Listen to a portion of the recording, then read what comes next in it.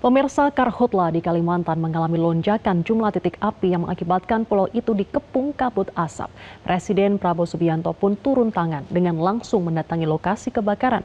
Lantas langkah apa saja yang harus dilakukan guna mengembalikan fungsi paru-paru dunia itu? Berikut ulasannya dalam Top Review. Tunggu apa lagi? Bersama Kata Uma. BNI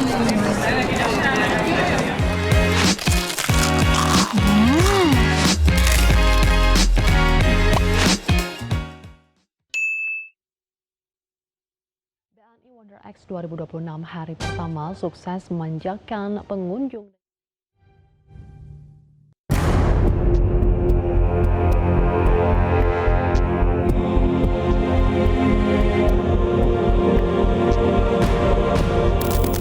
Kebakaran hutan dan lahan di semua provinsi Kalimantan mengalami lonjakan jumlah titik api yang mengakibatkan pulau itu dikepung kabut asap di beberapa wilayah.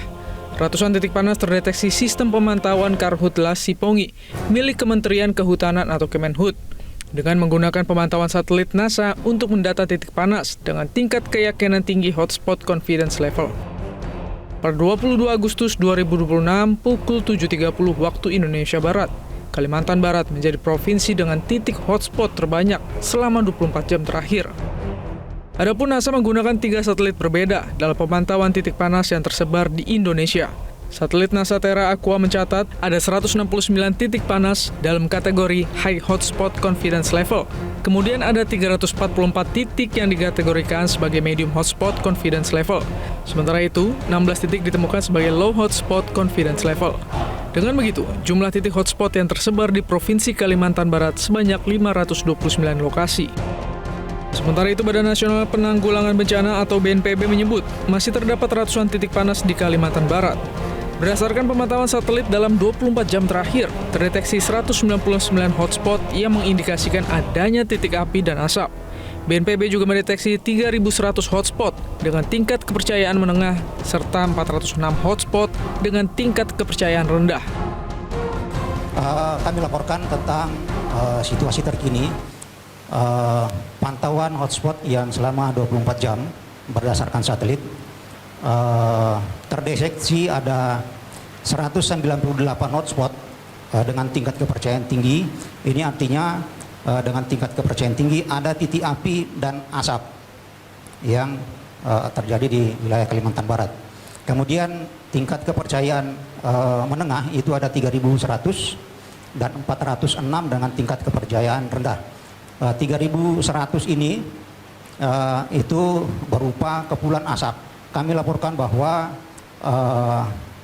titik hotspot ini didominasi di wilayah Kabupaten Ketapang, kemudian Kabupaten Kuburaya, dan Kabupaten Kayong Utara. Akibat diselimuti kabut asap, aktivitas penerbangan di Bandara Internasional Supadio Pontianak terganggu. Sebanyak 21 penerbangan ke berbagai daerah mengalami penundaan keberangkatan. Jarak pandang dilaporkan hanya mencapai 400 hingga 800 meter, sehingga mengganggu aktivitas penerbangan.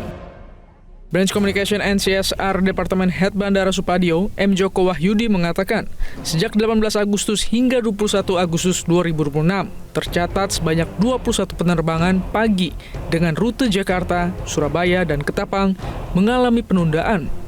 Kondisi tersebut terjadi terutama pada pukul 6 hingga 8 pagi, saat jarak pandang berada di bawah batas minimum operasional pesawat untuk melakukan lepas landas maupun pendaratan. Sementara itu, kondisi Bandara Udara Kota Singkawang di Kecamatan Panglimang, Kecamatan Singkawang Selatan tampak sepi. Tidak terlihat adanya aktivitas penerbangan dari dan menuju luar daerah. Menurut pihak pengamanan bandara, terhentinya penerbangan di Bandara Udara Singkawang sudah terjadi sejak 3 hari lalu akibat kabut asap yang menyelimuti kawasan dan area bandara. Selain itu, 4 penerbangan dari Jakarta dan menuju Singkawang pun terpaksa dibatalkan karena alasan cuaca. Kalimantan Tengah menyusul sebagai provinsi dengan jumlah titik panas per 22 Agustus 2026 pukul 7.30 waktu Indonesia Barat. Berdasarkan pantauan satelit NASA Terra Aqua, High Hotspot Confidence Level yang ada di Kalimantan Tengah tercatat sebanyak 146 titik. Lalu ada 306 titik Medium Hotspot Confidence Level, serta 21 titik Low Hotspot Confidence Level. Total ada 473 titik panas di Kalimantan Tengah. Sementara itu, kabut asap akibat kebakaran hutan dan lahan yang mengepung Kalimantan Tengah berdampak pada kesehatan warga. Jumlah kasus infeksi saluran pernafasan akut atau ISPA di Kota Palangkaraya pun meningkat. Salah satunya terlihat dari meningkatnya kunjungan pasien dengan keluhan ISPA di Puskesmas Bukit Hindu.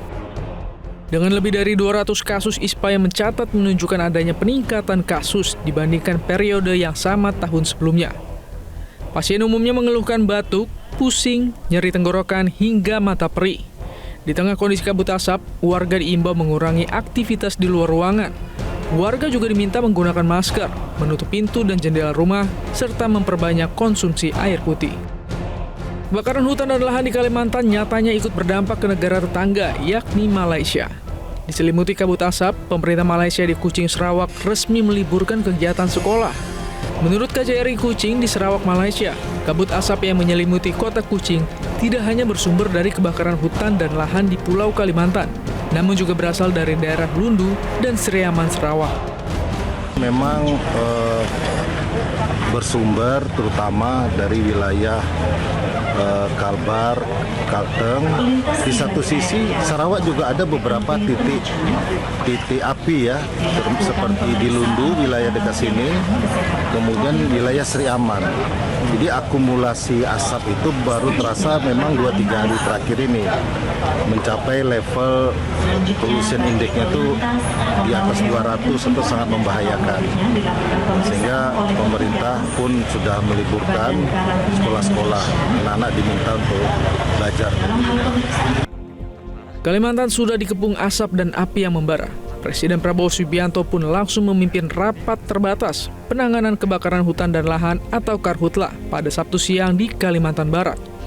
Rapat ini dihadiri sejumlah menteri, termasuk Kapolri Jenderal Listio Sigit Prabowo dan Panglima TNI Jenderal Agus Subianto, serta pejabat terkait.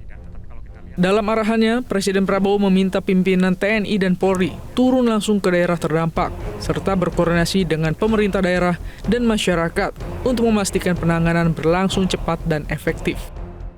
Usai memimpin rapat, Presiden Prabowo Subianto langsung meninjau lokasi kebakaran hutan dan lahan di Kecamatan Sungai Raya, Kabupaten Kuburaya, Kalimantan Barat. Di tengah asap yang masih membumbung di sekitar kawasan hutan yang terbakar, Presiden Prabowo langsung berkoordinasi dengan jajaran BNPB untuk memperoleh gambaran kondisi lapangan sekaligus memantau titik-titik yang membutuhkan penanganan lebih lanjut. Presiden Prabowo mengatakan pemerintah terus memantau perkembangan Karhutla serta mengambil sejumlah langkah mitigasi untuk menghentikan perluasan dan penambahan titik api. Selain itu, kebutuhan penanganan Karhutla yang dilaporkan para pejabat di lapangan terus dipenuhi pemerintah pusat. Saya sudah lihat situasi, kita ikuti terus, kita ambil langkah-langkah ya, mitigasi. Yang penting kita segera hentikan perluasan penambahan titik api. Ini berjalan terus. Semua pejabat melaporkan kebutuhan-kebutuhannya, kita berusaha penuhi. Tiap hari kita tambahkan helikopter, alat-alat, mesin bor untuk air, semua perlengkapan kita penuhi lah. Jadi saya berharap kita segera bisa kendalikan. Dan kalau kita lihat sejarah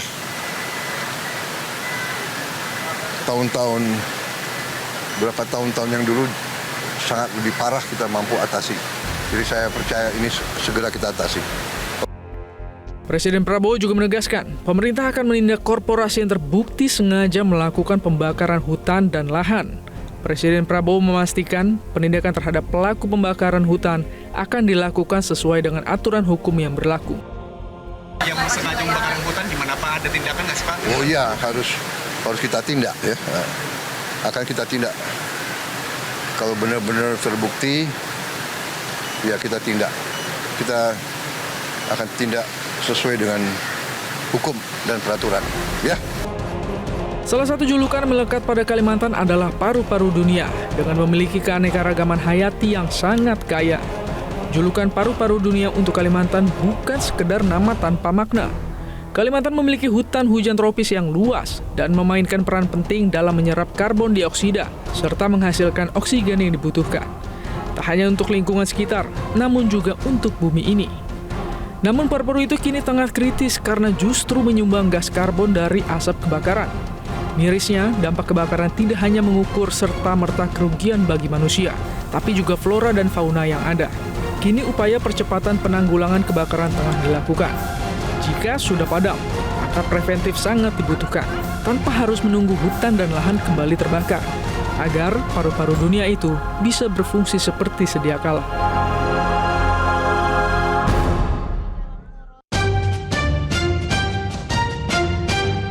Jelajahi cara baru mendapatkan informasi. Download Metro TV Extend sekarang.